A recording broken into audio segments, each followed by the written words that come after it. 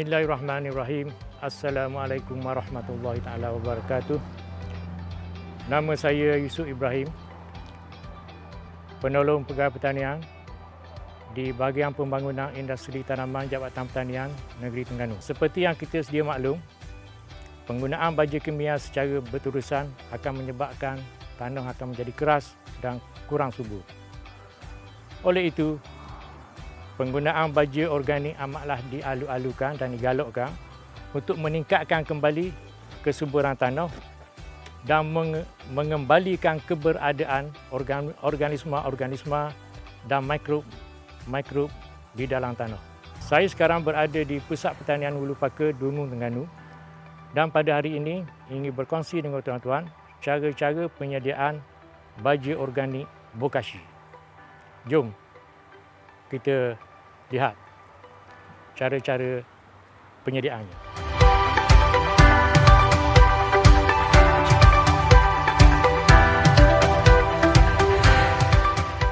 Sekarang saya akan tunjukkan 5 bahan yang akan kita gunakan dalam proses pembuatan Bokashi.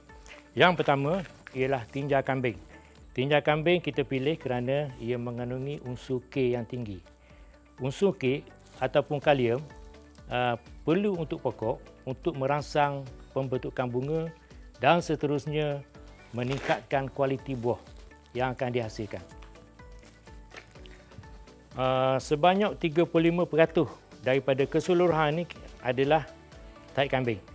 Dan kalau boleh kita jangan pilih yang terlampau berair lah, ya. Kita pilih yang lembap tak apa, kering tak apa. Yang baru di bawah yang kita ambil daripada bawah kandang pun okey boleh, tapi jangan yang terlampau berair. Yang kedua, tinja ayam. Tinja ayam kita guna sebab dia mengandungi unsur N dan P yang tinggi. N ataupun nitrogen. Nitrogen dia perlu untuk pembentukan pucuk dan pertumbuhan tampang pada pokok. Tinja ayam juga mengandungi unsur P yang tinggi. P ataupun fosforus perlu untuk pembentukan sistem akar yang baik. Dan bila sistem akar baik, maka pertumbuhan pokok pun akan jadi baik.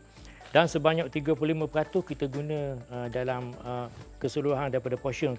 Untuk mendapatkan hasil Bokashi yang baik, kita pilih tinja ayam yang telah kering ataupun yang telah matang. Yang ketiga ialah sekam bakar. Sekam bakar kita guna sebab dia boleh menaikkan pH tanah di samping memekalkan unsur silikat. Sekiranya tuan-tuan dan puan-puan menghadapi masalah untuk mendapatkan sekam bakar ni, tuan-tuan boleh gantikan dia dengan kokopit terpakai yang telah digunakan dalam penanaman secara vertigasi. Dan kadar yang akan kita gunakan ialah sebanyak 20% daripada keseluruhan portion kita dalam pembuatan Bokashi ini.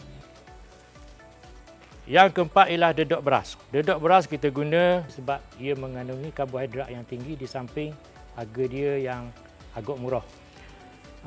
Tujuan dia kita guna dedok beras sebab dia mengandungi karbohidrat yang akan membekalkan makanan kepada mikrob yang akan kita tambah dalam proses pembuatan kita. Secara amnya, apa saja bahan yang mengandungi karbohidrat kita boleh guna. Dan portion dia sebanyak 10%. Seterusnya, bahan yang kelima yang akan kita gunakan dalam pembuatan Bokashi iaitu organik plant booster.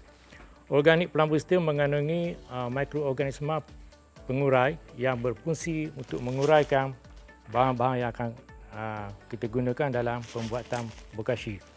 Di samping itu, dia juga mengandungi unsur-unsur mikro yang banyak seperti boron, sulfur, klorin, ferrum dan sebagainya. Juga mengandungi enzim-enzim untuk pertumbuhan pokok.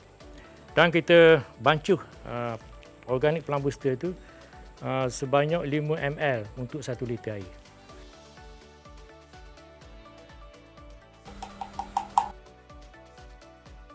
Bermula dengan kita melonggokkan dulu bahan-bahan yang sedia kita timbang.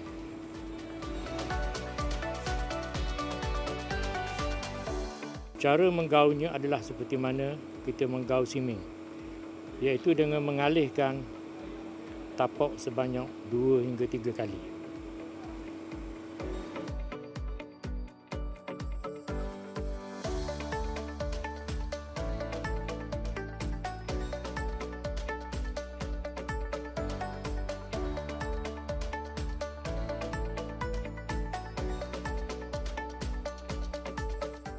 Apabila campuran telah sebati, kita akan buat lubang di tengah-tengah seolah-olah seperti kawah gunung berapi dan kita tuangkan air yang telah dicampur dengan OPB ataupun Organic Plant Booster.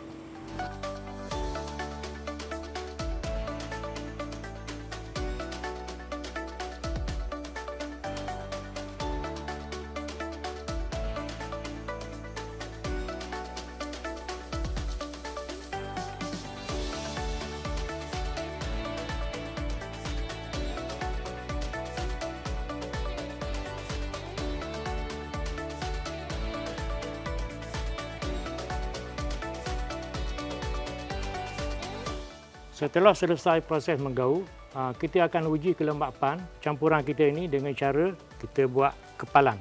Kita kepal dia, kalaulah sekiranya campuran kita ini tidak pecah, tidak terbelah dua ataupun tidak terlerai, maka kelembapan di sekarang ini mencapai dalam 60 hingga 65% kandungan air.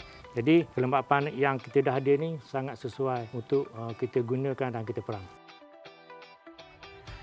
Sebaiknya letak di atas sini sebab kita perlukan suasana yang panas untuk mikrob ni bekerja dengan aktif. Kita tidur dengan plastik hitam ataupun canvas yang gelap.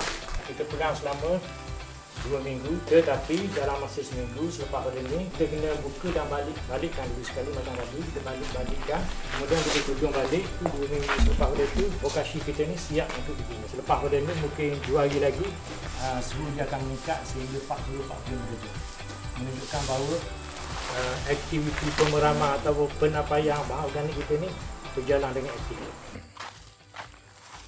Alhamdulillah, setelah 3 minggu, maka pada hari ini kita berpuanglah untuk nak tengok hasil apa yang kita buat 3 minggu lalu. Dan ini hasil dia. Kalau kita rasa dia ada panas ya. Kita buka tengok. Kita tengok hasil dia. Ini hasil dia ya. Dan kita boleh test dia punya suhu dia. Okey. Suhunya biasanya antara 35 hingga 45 lah dia punya suhu dia. Dan kalau kita tengok selepas 3 minggu dia telah hancur sepenuhnya ya. Dan telah sebati. Jadi inilah hasil yang kita dapat. Alhamdulillah selesai sudah kaedah penyediaan baju organik Bokashi. Dan saya amat berharap agar perkongsian dan pengalaman yang dikongsikan bersama tadi dapat memberi manfaat dan ilmu yang berguna untuk tuan-tuan dan puan-puan mengaplikasikannya pada tanaman tuan-tuan. Akhir kata saya mengucapkan berbanyak terima kasih dan selamat mencuba. Wassalamualaikum warahmatullahi taala wabarakatuh.